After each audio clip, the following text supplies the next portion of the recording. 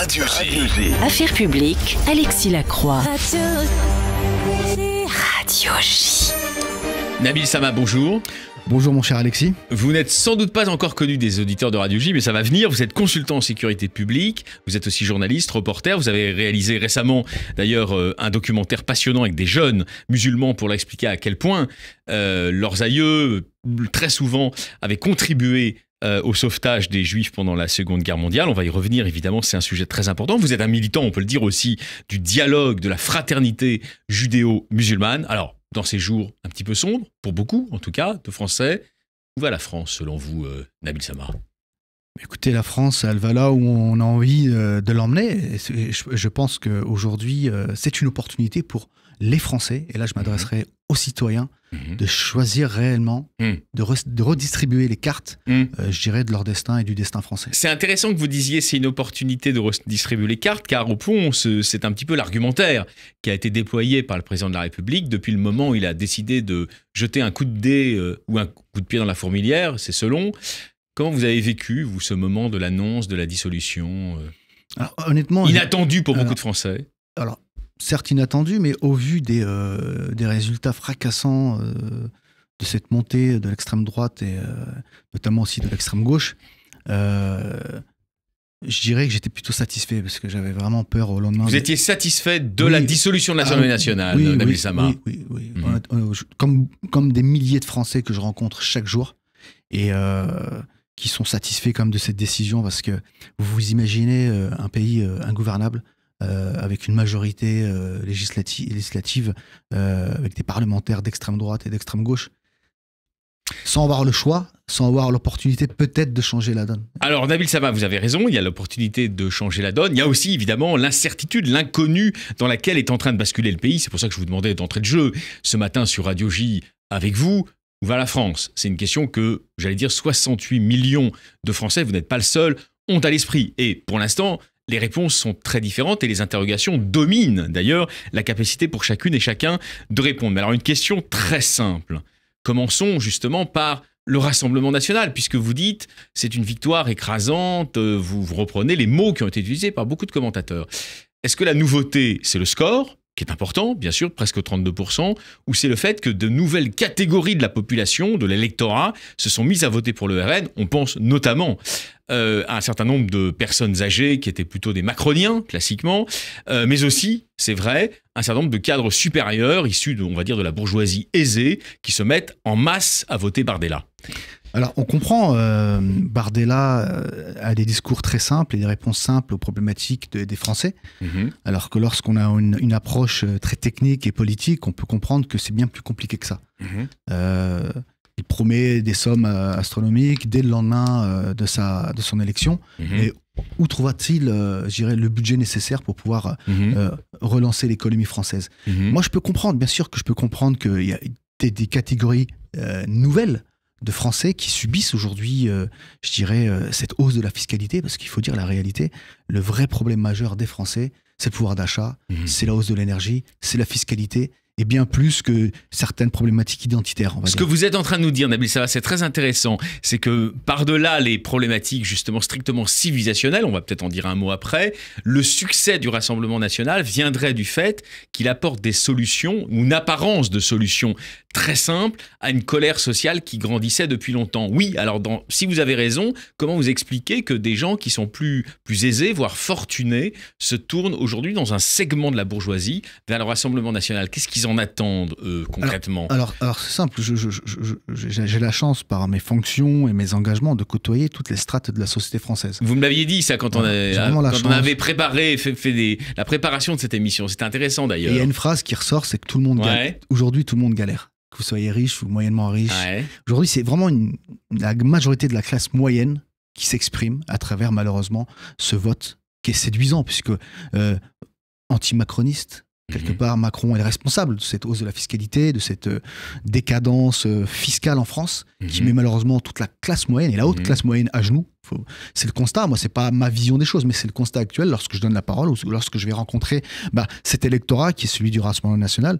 Je ne discute pas avec le Rassemblement national, mais effectivement, je n'ai pas peur, en tant que reporter et journaliste, de donner la parole c'est très important, à des électeurs. C'est très important d'entendre les personnes. Bien sûr, d'entendre les électeurs, et je fais vraiment la différence entre les électeurs et les membres du Rassemblement national. Les électeurs, honnêtement, dans leur cœur, je ne vais pas vous mentir, hein, pour la plupart, ils ne portent pas Jordan Bardella ou le Rassemblement national ou l'historique du Front national. Je vous dis les choses. Maintenant, ils veulent se servir de cette crainte, de cette peur, de ce bloc qui pourrait permettre un peu quelque part de renverser la table. Parce qu'aujourd'hui, les Français subissent réellement et concrètement et dans toutes les strates. Je vous donne un exemple. J'ai été faire mes courses au Monoprix, et je ne suis pas là pour faire de la pub, des Champs-Élysées. On a le droit de citer des marques. Je ne suis pas là pour leur faire de la pub, mais voilà, pour vous expliquer. Et on est dans le 8e arrondissement, c'est pas très loin d'ici, on est sur les Champs-Élysées. Et je suis stupéfait de voir que tous les produits de première nécessité sont remplis de stock. Donc je demande à un des responsables du magasin, comment se fait-il? Et il me dit comme ça, même les riches galèrent en ce moment. Donc en fait, c'est une réalité. C'est une réalité. Et aujourd'hui, on le voit, il n'y a qu'en France les supra-riches qui bénéficient et qui se réjouissent d'avoir un président comme Emmanuel Macron. Ça, c'est la réalité. Voilà. Ah, vous allez jusque-là? Oui, moi, en fait, comment dire, en termes analytiques, ce qui ressort le plus de cette prise de parole que je donne aux Français de toute catégorie, c'est vraiment la fiscalité. Il y a eu quelques années, ça a été une classe, je dirais, plutôt ouvrière. Ça a été beaucoup les gilets jaunes qui sont sortis dans la rue.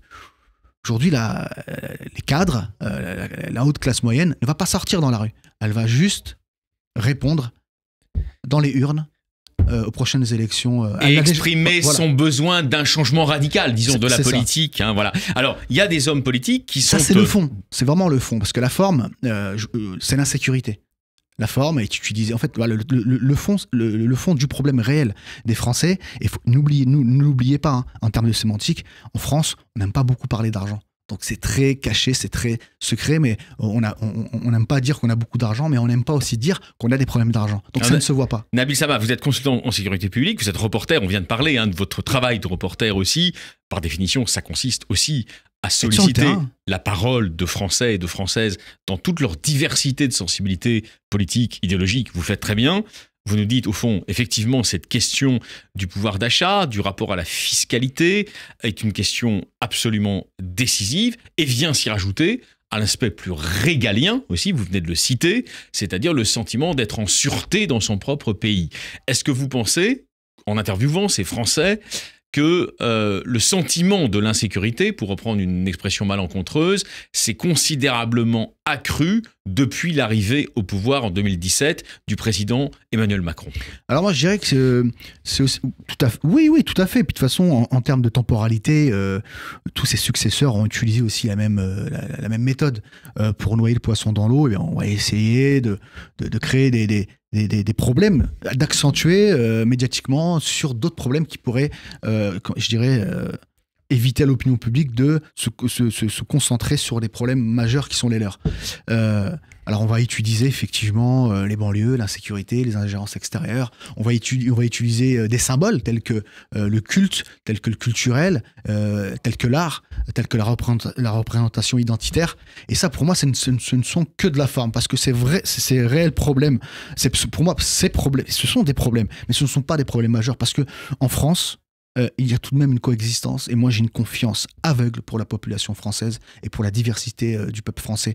Nous sommes l'un des plus beaux et des meilleurs peuples au monde, et croyez-moi que j'ai la chance de pouvoir voyager, de me mélanger avec toutes sortes d'autres cultures. Le français n'est pas à sous-estimer, n'est pas à infantiliser, et surtout n'est pas à diaboliser. Le français s'exprime comme il le peut, et je sais que c'est une expression de son désaccord et de son ras-le-bol. Aujourd'hui, je le répète, la fiscalité n'a ni couleur, ni religion, et comment dire, elle met à mal tous les Français.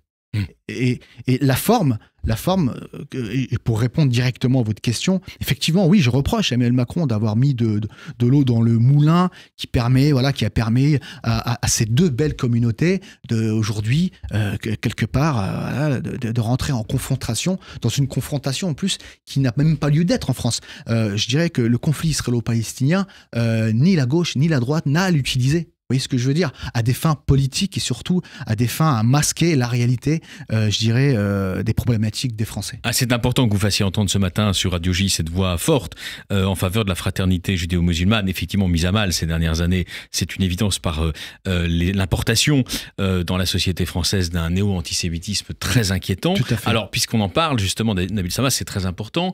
Vous recueillez la parole de ces Français dans le cadre de vos activités de reporter. Est-ce que vous avez le sentiment qu'aujourd'hui, ce qu'on appelle l'extrême droite, c'est-à-dire le Rassemblement national, est de moins en moins un asile pour la haine des Juifs et pour la haine d'Israël? Mais excusez-moi, vous savez, ne composez jamais avec les extrémistes, quels qu'ils soient. Vous savez, oui. Alors, ma question n'était pas une façon de composer, c'était simplement de décrire ce que certains analystes, alors là on peut reprendre les analystes, ils sont tous d'ailleurs plus ou moins sur la même ligne, décrivent comme la mue idéologique progressive du Rassemblement national. On n'est pas obligé de tomber dans le panneau, vous avez absolument raison. N'empêche que sur le strict plan des discours, on peut observer que Marine Le Pen, Jordan Bardella, leurs lieutenants différents, qui pour certains se présentent aux législatives aujourd'hui, affichent, alors tout au moins affichent, un soutien très fort à l'État d'Israël et un rejet assez net également de l'antisémitisme. Alors, est-ce qu'on est obligé de le prendre au pied de la lettre? Ça, c'est une autre affaire. Alors, vous avez dit une phrase que je trouve formidable, c'est sur le plan des paroles. Moi, j'aimerais aujourd'hui voir des hommes politiques avec des actes forts. Des actes. Et aujourd'hui, je vois, moi, dans la société civile, des responsables associatifs, des gens qui sont totalement apolitiques, créer des actes forts. Comme notre cher ami Albert Elahar. Qui est le président de la communauté juive de Créteil et qu'on salue très fraternellement ce matin. Comme, je dirais aussi, Arié Benzetoun qui avec Agir Ensemble. Avec Agir Ensemble et Elnet, qui permettent à des jeunes musulmans d'aller en Israël, rencontrer la réalité israélienne de la coexistence entre Israéliens arabes et Israéliens juifs et de voir cette coexistence. Voir ces images qu'on essaye de nous cacher, de ne pas nous montrer. Vous voyez ce que je veux dire? J'estime que... Et puis, aujourd'hui, on est le 21 juin, cher Alexis. Aujourd'hui, j'ai 40 ans. On vous souhaite un très joyeux anniversaire. Et j'aimerais faire... Yom Houledet Sameach, alors Nabil. Merci, mon cher ami. Et j'aimerais faire un parallèle et j'aimerais dédier cet instant à deux jeunes franco-maghrébins qui sont morts pour la France, dont notamment j'ai une pensée pour Ahmed Merabé qui avait 40 ans. Absolument. Qui avait 40 ans lorsqu'il s'est fait assassiner lâchement par cet acte terroriste le 7 janvier 2015. Et j'aimerais reprendre cette phrase voilà, de son frère Malek Merabé, qui disait que il ne faut surtout pas mélanger les extrémistes et les musulmans. L'islam est avant tout une religion de paix et d'amour. Et j'aimerais aujourd'hui rassurer mes frères, mes sœurs, mes amis de confession juive et de leur dire, sachez une chose, que nous, musulmans et juifs, avant tout, nous sommes des frères. Et effectivement, nous, en tant que musulmans, on le voit qu'il y a des extrémistes chez nous, et croyez-nous que c'est très difficile pour nous, et on a besoin de l'aide de tout le monde de les combattre. Absolument. Et de les tenir en respect. C'est pour ça qu'il faut que la ligne républicaine que vous teniez soit entendue ce matin sur Radio J. C'est important. Nabil Sama, je rappelle, vous êtes consultant en sécurité publique et reporter. Alors justement, puisque nous parlons de cela, est-ce que vous avez le sentiment aujourd'hui qu'il y a en France des formations politiques ou des cartels électoraux dans le cadre de ces législatives qui jouent délibérément de l'ambiguïté avec l'islamisme politique? Oui, tout à fait, oui, bien sûr. Vous savez, moi je l'ai toujours dit, je ne voudrais pas mettre toute la gauche dans le même sac, parce qu'il y a aussi des bons éléments à gauche qui sont des fervents laïcs, qui sont des fervents républicains. Vous pensez à qui, par exemple? Alors, honnêtement, je ne voudrais pas faire sur ce point de vue-là, je ne voudrais pas faire de la publicité, parce que nous sommes en période législative. Vous pensez à des personnes comme Bernard Cazeneuve? Honnêtement, par respect, je n'ai pas envie de donner des noms, voilà, parce que mon engagement, il est vraiment auprès de la population civile. Mais j'aimerais rappeler ce qu'est la gauche aussi. Ce qu'est la gauche, ce qu'elle a pu être. Et je parlais plutôt de Léon Blum. Voilà, si je devrais citer un homme de gauche fort. Effectivement, nous avons à l'heure actuelle des députés qui jouent à un jeu dangereux, qui joue un jeu dangereux d'enfermer comment dire, la communauté musulmane en France dans une forme de radicalisation politique où, par mimétisme, faute d'avoir d'étendards clairs politiques, parce que l'intégralité des musulmans, mon cher Alexis, en France, ne veulent être considérés que comme des Français. Ils en ont marre qu'on les rappelle comme aussi les Juifs, qu'on leur rappelle aussi ce qu'ils sont ou ce qu'ils sont. Voilà. Les musulmans en France, ils veulent tout simplement vivre comme des Français et être considérés comme des citoyens français. Mais faute d'avoir des étendards républicains clairs, je dirais des hommes de gauche ou des hommes de droite avec un discours clair, eh ben, ils ont, depuis les attentats qui ont touché le sol français, un sentiment d'être criminalisé, d'être montré du doigt, d'être amalgamé. Et aujourd'hui, ça a créé une peur. Et cette même peur, on la retrouve aussi dans nos frères et nos sœurs de confession juive en France. Aujourd'hui, vous savez, c'est la politique de la peur, quelle qu'elle soit, à l'extrême gauche et à l'extrême droite. Et ça, je trouve ça très malheureux. Alors c'est important que vous portiez cette voix républicaine et modérée dans ce moment, on va dire, d'explosion des radicalités dans la société française. Il y en a plusieurs, on vient de les évoquer. Nabil Sama avec vous, vous êtes consultant en sécurité publique et vous êtes également reporter. Qu'est-ce que vous avez envie de dire à vos compatriotes musulmans de culture ou d'obédience musulmane qui se sentent tentés ces jours-ci, peut-être, par la France insoumise et son discours à la fois de victimisation et de ressentiment? Eh bien, moi, je leur dirais, engagez-vous. Engagez-vous, continuez à vous engager au quotidien dans les actions que vous menez et vous n'avez pas besoin de l'extrême gauche. Vous n'avez pas besoin d'un mégalomane comme M. Mélenchon. Et que quelques députés qui se disent sensibles à la cause palestinienne, alors que le jour même, ils étaient en train de danser, alors que le peuple palestinien souffre de l'extrémisme du Hamas, souffre de l'abandon, quelque part aussi, je dirais, des autres pays arabes qui n'ont pas soutenu Israël dans le combat contre le terrorisme, qui n'ont pas soutenu aussi ce combat qui est crucial, qui est un combat civilisationnel, voyez-vous. L'extrémisme, il faut le combattre. Et aujourd'hui, il y a un sentiment d'abandon. Et ce sentiment d'abandon, il est partout. Il est utilisé. Voilà, il est utilisé à des fins politiciennes. Et je trouve que l'extrême gauche joue avec le feu. Il est manipulé, il est utilisé. Vous avez absolument raison, Nabil Sama. Alors, une question que beaucoup de nos auditrices, beaucoup de nos auditeurs qui sont sans doute intéressés parce qu'ils sentent la sincérité de votre témoignage, d'observateurs engagés, mais aussi de citoyens engagés. Tout simplement. Oui. Sincères. Mais ils peuvent se dire, pourquoi Nabil Sama ne répond-il pas? Donc je vais poser la question, je l'anticipe, à la question suivante. Pourquoi y a-t-il aussi peu de voix dans l'espace public français? Chacun les connaît en réalité, de Ghaleb Bencher à Hassan Chalgoumi, pour dénoncer aussi clairement que possible les compromissions avec l'islamisme, avec l'islam politique. Pourquoi il y en a si peu? Parce que nous n'intéressons pas les pouvoirs publics. Parce que malheureusement, des grandes chaînes médiatiques, notre discours ne les intéresse pas. Nous sommes invisibilisés. Nous sommes 9,4 millions de musulmans en France. Vous pensez vraiment que nous sommes tous des radicaux? Je vous donne juste un exemple. Il a suffi de 600 000 gilets jaunes. Moi, je ne pense rien. Non, vous allez comprendre. Voilà. Il a suffi de 600 000 gilets jaunes pour déstabiliser le pays et de le mettre à la limite de la guerre civile. Nous sommes 9,4 millions de musulmans en France. Nous sommes 50 millions en Europe. Si vous pensiez à un instant que nous sommes tous des antisionistes ou des antisémites, ou nous sommes tous contre la démocratie ou la République, mais ne croyez-vous pas qu'il y aurait eu des actes bien plus importants? Aujourd'hui, nous qui portons l'amour de la République, de la démocratie et surtout de la coexistence, on ne nous donne pas assez la parole et on nous invisibilise. Là est la réalité et je l'ai vécu. Radio J a décidé, oui, de donner la parole à l'un des représentants. C'est un honneur pour moi d'être ici. Nabil Sama. Je vous en remercie réellement, Alexis. Vous êtes le bienvenu. On est très heureux d'être avec vous. Alors, on fait un peu le tour d'horizon d'une France au bord de la crise de nerfs, et pour plusieurs raisons, à la fois politiques, idéologiques, morales, psychologiques, nous venons de les évoquer. Tout à fait. On est parti d'une discussion sur, au fond, ces Français qui n'en peuvent plus, pour des raisons souvent matérielles.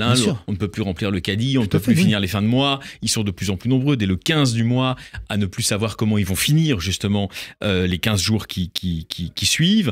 Donc la question sociale se réinvite au cœur de cette campagne que nous commentons à Sceaux et à Gambade avec vous.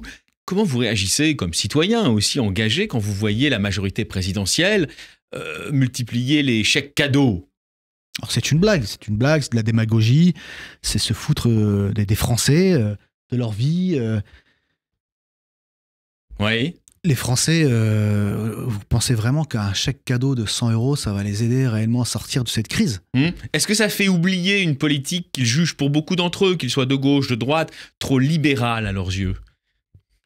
Honnêtement, ils ne sont même pas dans cette dimension-là. Comme vous le disiez tout à l'heure, ils ne sont même pas dans une question libérale ou communautaire, ils sont dans une question de survie. La plupart des Français me disent, nous, on ne veut pas plus, on ne veut pas moins, on veut juste vivre. Voilà. Ils sont fiers de leurs acquis sociaux. Il faut voir faut juste voir de quelle manière, comment dire, le service public a été détricoté. Il ne faut pas oublier que c'est payé avec les impôts des Français. Et de voir voilà, tout ce patrimoine, je dirais, républicain se détricoter, se privatiser, les inquiéter réellement sur l'avenir de l'identité qu'ils ont de la France. Alors Nabil Sama, c'est passionnant, on a fait un peu un tour d'horizon de la situation de la France. La situation n'est pas très bonne, elle est très tendue. Après le 7 juillet, il y aura de toute façon tout un travail, quelles que soient les configurations politiques dominantes, tout un travail pour retisser du lien entre les Français. C'était un peu le fil rouge de notre conversation. Comment on s'y prend très concrètement, depuis votre point de vue, de citoyen français, de culture, d'obédience musulmane? Comment on s'y prend pour faire ça? Déjà, donner la parole aux Français, leur faire confiance. Je vous donne un exemple. Beaucoup me disent que ils y croient pas trop à ce qui va se passer avec les prochaines élections. Parce c'est un peu, on recommence avec les mêmes. Et c'est vrai que j'étais très attristé de ne pas voir un réel renouvellement de l'image de ces nouveaux députés. Ce sont les mêmes qui nous ont mis dans cette situation, qui repartent dans leur propre réélection. Et donc beaucoup attendent malheureusement en 2027. Tout le monde se dit, malheureusement, ils ont beaucoup peur pour les 3 ans qui restent à venir, avec notamment cette ingérence. Imaginez-vous si l'extrême gauche ou l'extrême droite ou si demain on a un Premier ministre qui s'appelle M. Mélenchon, qui s'appelle M. Bardella. Tout le monde est dans la résignation à l'heure actuelle, et tout le monde, a pour espoir que d'ici 2027, des nouvelles têtes arrivent, des nouvelles initiatives, des nouvelles forces puissent représenter réellement les Français. Et pour que nous puissions refaire France, merci beaucoup Nabil Sama d'avoir fait un tour par Radio J. On vous souhaite à tous nos auditeurs, à toutes nos auditrices, mais à vous aussi, Shabbat Shalom. Shabbat Shalom à tous mes compatriotes juifs. Merci. Radio J.